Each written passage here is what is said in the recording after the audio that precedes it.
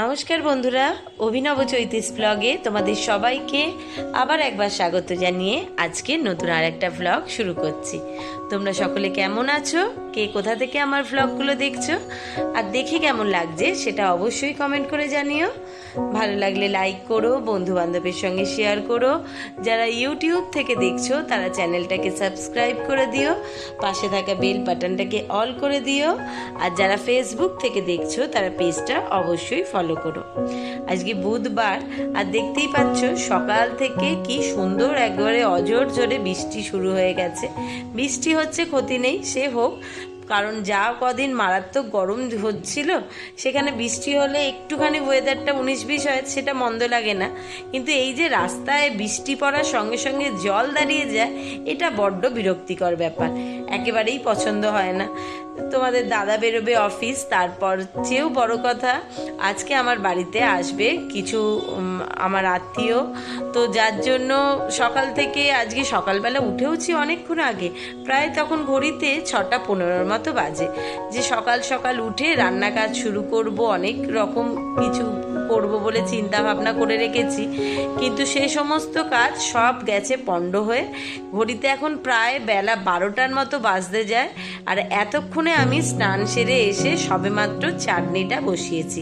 তার এক বিশেষ কারণ হচ্ছে আজকে বাইরে সকাল থেকে যেমন বৃষ্টি শুরু হয়েছে, যারা আসবার কথা তারা কিভাবে আসবে আর এসে কিভাবে বাড়িতে ঢুকবে, কারণ সকলেই জামা কাপড় পরে আসবে।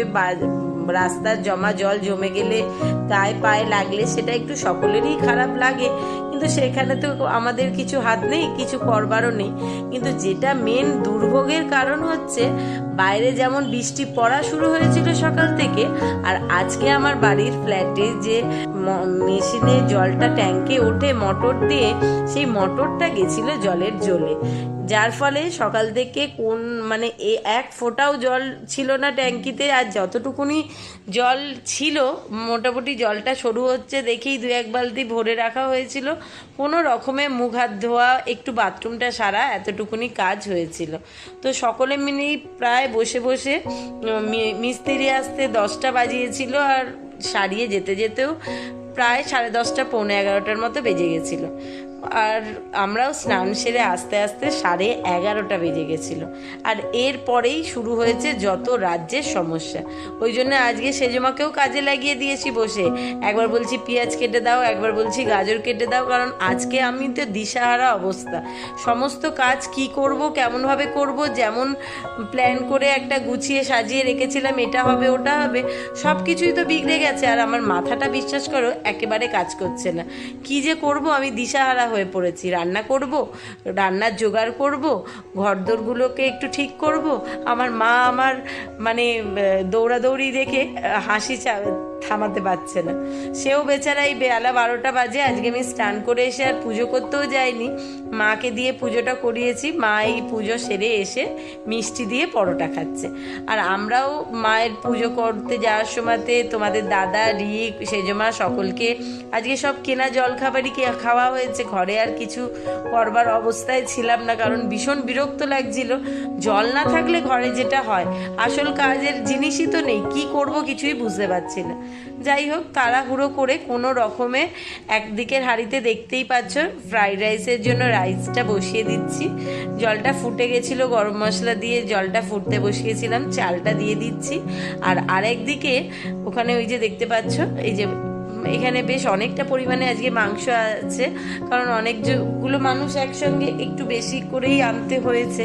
তো মশলাটা অনেকটা হবে বলে আমি গতকাল রাত্রিবেলায় কি ভাগ্যিস রসুনগুলোকে ছাড়িয়ে একদম বেটে রেখে দিয়েছিলাম। আর আজকে সকালবেলা ওই সেজমাকে দিয়ে পেঁয়াজটা কাটিয়েছি, দিয়ে ওখানে ভাজা বসিয়েছি। আর এখানে চিংড়ি মাছটা ধুয়ে পরিষ্কার করে গতকাল রাত্রে ফ্রিজে ঢুকিয়ে রেখেছিলাম, যে আজকে কাজটা একটু ঝটপট সারব। তো সেই সমস্ত ঝটপট সারা তো দূরে যাক, এখন এই কাজটাই কতক্ষণে করে উঠবো বুঝতে পারছি না। এক হাঁড়ি ভাত আগেই নেবে গেছে, ওটা একটু হাওয়ার তলায় রেখেছি, তাহলে ঝরঝরে হবে। আর এক হাঁড়ি ভাত ফুটছে।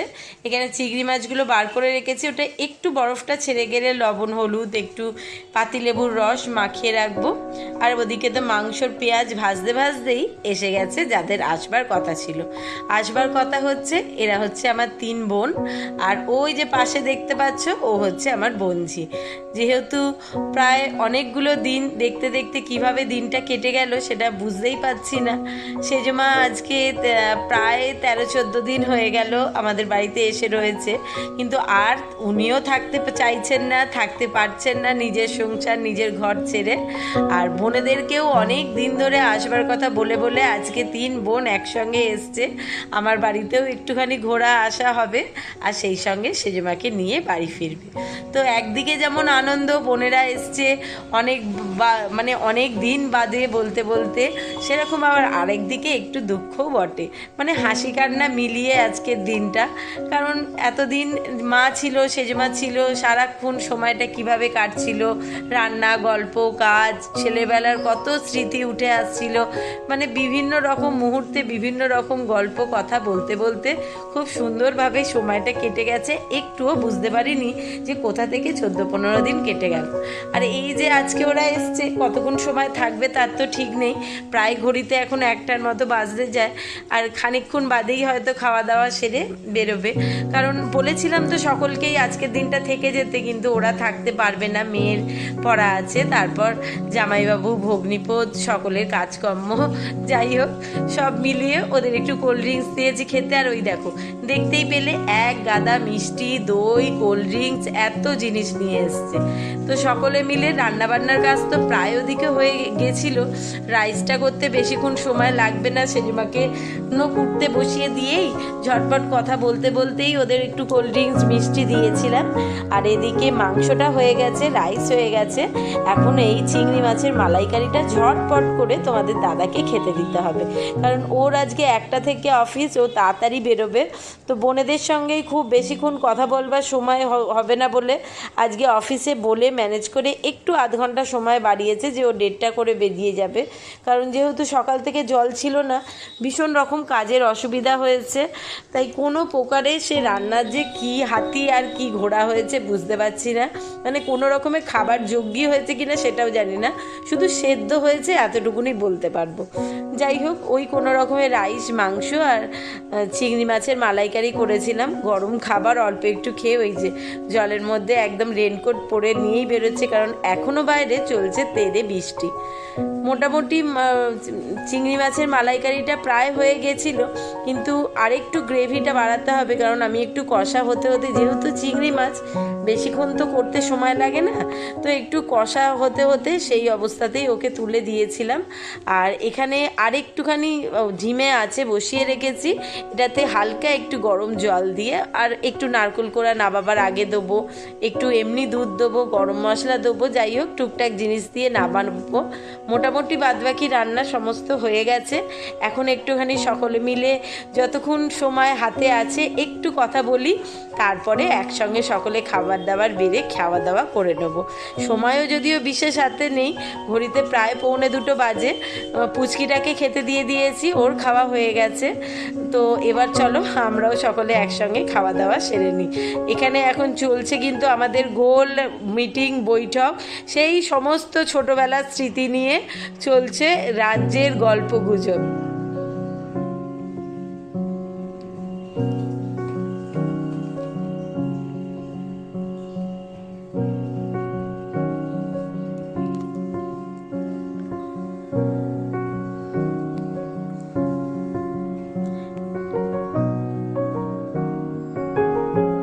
একটু গ্যাস ট্যাসগুলোকে পরিষ্কার করে নিচ্ছি, তারপরেই সকলের খাবার বেড়ে একসঙ্গে খেতে বসবো। কিন্তু তার আগে তোমাদের সঙ্গে তো আলাপই করানো হলো না। এই যে দাঁড়িয়ে আছে এ হচ্ছে আমার মেজদি, আর ওই যে বসে রয়েছে ও হচ্ছে আমার বোন, আর তার পাশে যে বসে আছে ও হচ্ছে আমার ছোট বোন। খাওয়া দাওয়া সেরে সে বেচারা এসে একটুখানি ঘরে বসে মোবাইলে গেম খেলছিল, কিন্তু রিক দাদা বাড়িতে আছে, সে তো ওকে শান্তিতে খেলতে দেবে না। একবার আসছে, ওর গাল টিপে দিয়ে যাচ্ছে, ও চুল টেনে দিয়ে যাচ্ছে, ওকে বারবার বিরক্ত করছে। একটুখানি বাড়িতে থাকলে পড়াশোনার মধ্যে থাকতে হয়, বেচারা ফোনটা হাতে নিতে পারে না, সেটাই বারবার রিকদাদাকে বলছে, রিকদাদা আমায় বিরক্ত করিস না, একটুখানি সুযোগ পেয়েছি গেমটা খেলতে দে। বাড়িতে গেলেই মা ফোন নিয়ে নেবে, কিন্তু রিকদাদা কি তার কথা শুনবে? যাই হোক, চলো ওরা এখানে খুনসুটি করুক আর আমরা খাওয়া দাওয়াটা সেরে নিই।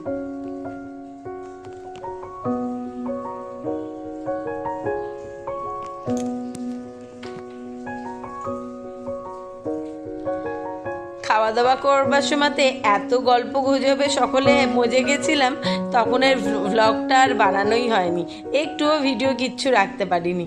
আর সবচেয়ে বড় কথা, এত হাসি মজা হচ্ছিল, একসঙ্গে অনেক দিন বাদে 4 বোন হয়ে একসঙ্গে হয়েছি, মা সেজমা সকলে একসঙ্গে, বিভিন্ন রকম কথা গল্প, এত মজা আনন্দে আজকের দিনটা কেটে গেল। সকালটা একটু বিরক্ত লাগছিল জলের জন্য ঠিকই, কিন্তু সারাটা দিন কিভাবে কেটে গেল বিশ্বাসই হচ্ছে না। কিন্তু এই সময়টা বিশ্বাস করো ভীষণ রকম মন খারাপ হচ্ছে। এই হচ্ছে আমার 9 বোন, ও তো একটুখানি এই ঘরে 9 বোন আর ছোটো বোন দুজনে একটু এসিটা চালিয়ে দিয়েছিলাম, শুয়ে ঘুমাচ্ছিল, তো উঠেই দেখেছে যেই ঘড়িতে প্রায় 7টার মতো বাজে, ঝটপট করে রেডি হতে শুরু হয়েছে, এইবার বাড়ি যাওয়ার তারা। মাকে বললাম অন্তত কটা দিন থেকে যাও, কিন্তু মাও বলছে না, ঘরে সব ফেলে এসছি, এখন আর থাকবো না, আবার পরে আসবো কোনো। মাও ওদের সঙ্গে আজকে বাড়ি ফিরে যাচ্ছে। এই যে মেজদি, ছোট বোন সকলে প্রায় রেডি হয়ে গেছে, এবার যতটুকুনি জিনিসপত্র গোছগাছ করবার গুছিয়ে নিয়েই বেরিয়ে পড়বে। কিন্তু ওরা তো সকলে একসঙ্গে এসছিল, একসঙ্গে চলে যাচ্ছে, ওদের কতটা কি মন খারাপ হবে জানি না। কিন্তু সবচেয়ে আমার যেটা খারাপ লাগবে, বেশ 15-16 দিন ঘরটা একটু জমজমাট ছিল, রিক অফিস স্কুল বেরিয়ে গেলে, দাদা অফিস বেরিয়ে গেলেও ঠিক এই একাকিত্বটা খুব একটা বুঝতে পারছিলাম না। আবার যে যার বাড়ি যে যার কাজ অবশ্যই ফিরতে হবে, এটাই স্বাভাবিক, এটাই আমাদের জীবনের নিয়মের ছন্দ। তো এটাও আবার কিছুদিন মানিয়ে নিতে আমার সময় লাগবে। এখন 1 সপ্তাহ 10 দিন তো ঘরটা আবার ভীষণ রকম ফাঁকা লাগবে। এতদিন মানুষগুলো বাড়িতে ছিল, আজকের সারা দিনটাও ওরা একসঙ্গে ছিল, বিভিন্ন রকম আনন্দে সকাল থেকে দিন কাটিয়ে এবার মন কেমনের পালা। এই ফেরার সময়টা আমার যেন ভীষণ রকম কষ্ট হয়। তখন আর কেউ বেরিয়ে যাওয়ার সময়তে আমি আর সামনে দাঁড়িয়ে থাকতে পারি না, মনে হয় ওই যে বেরিয়ে যাচ্ছে, চলে যাচ্ছে চোখের সামনে থেকে আস্তে আস্তে অনেক দূর, সেইটা আমার দেখতে ভীষণ কষ্ট লাগে। আর বোনকে বলছি যে আজকে এসে কোনো রকমে একবেলা থাকতে না থাকতেই দৌড়ে চলে যাচ্ছিস, সময় করে এসে একটা রাত্রি তো থেকে যেতে পারতিস। বোন বলছে দাঁড়া দাঁড়া, চিন্তা করিস না, একে ওকে তাকে সব জায়গায় সবাইকে সেটিং করে হাতে সময় নিয়ে আসবো, একবেলা থেকে কি হবে, 1 সপ্তাহ থেকে যাবে। কিন্তু সেই 1 সপ্তাহটা আদৌ ক্যালেন্ডারের দিনে আসবে কি না সেটা আমি বলতে পারছি না। এই কথাটা যখন বোনেদেরকে বললাম, বোনেরা সকলে হো হো করে উঠল। ওরা বলছে দাঁড়া, যেই মাসের ক্যালেন্ডারে দেখবি 35 তারিখ থাকবে, সেই মাসে এসে 1 সপ্তাহ থেকে যাব। বলো এটা কোনো কথা? যাই হোক, সকলে বেরিয়ে পড়েছে, মাও ব্যাগ গুছিয়ে নিচ্ছে, দিয়ে ব্যাগ কাঁধে চললো নিজেদের বাড়িতে। আমরাও একটুখানি নিচ অবধি যাচ্ছি ওদেরকে এগিয়ে দিতে, যেহেতু তোমাদের দাদা এখনও অফিস থেকে এসে পৌঁছায়নি, আর রাস্তার সামনেটাতেও জল জমে রয়েছে। তো রিক একটা টোটো আগেই গিয়ে ডেকে এনে দিয়েছিল, ওরা এখান থেকে টোটো করে সোজা যাবে বাদাঘাট, আর ওখান থেকে লঞ্চ পেরিয়ে আইরিতলা হয়ে যাবে বাড়ি। সময় হয়তো লাগবে প্রায় 45 মিনিট থেকে 1 ঘন্টা, কিন্তু অসুবিধা নেই, ঘড়িতে প্রায় 7:30 পৌনে 8টার মতো বাজে, 9টা 9:30টার মধ্যে যে যার বাড়ি ফিরে যাবে। দেখো এখনও দুয়ারে গঙ্গা একদম জল থই থই করছে ভর্তি। কি আর করা, এই জলটা সরতেও মনে হচ্ছে তো যা 2-3 দিন সময় লাগবেই। যদি বা টোটোটা ঠিক করেছে, কিন্তু একজনের বসার সমস্যা হচ্ছে, দেখা যাক যদি আরেকটা টোটো আসে তো কোনো রকমে মিলিয়ে বসে পড়বে। এই যে এই ভদ্রলোক ছিলেন, উনি উঠে পেছনে আরেকটা টোটো দাঁড়িয়ে আছে, ওখানে উঠে যাচ্ছেন, তাহলে এরা একসঙ্গেই সবাই একটা টোটো করে ডাইরেক্ট চলে যেতে পারবে বাদাঘাট। চলো সকলে যে যার বাড়ি চলো, ওরাও যাচ্ছে আর আমিও আমার ঘরে ফিরি, কারণ এই চলে যাওয়াটা দেখতে আমার ভীষণই কষ্ট হয়, আগেই বললাম। আজকের ভ্লগটা তোমাদের সবাইকে শুভরাত্রি জানিয়ে এখানেই শেষ করছি। সকলে ভালো থেকো, সুস্থ থেকো। খুব শিগগিরই নতুন আর একটা ভ্লগ নিয়ে ফিরে আসবো। ততক্ষণের জন্য টাটা।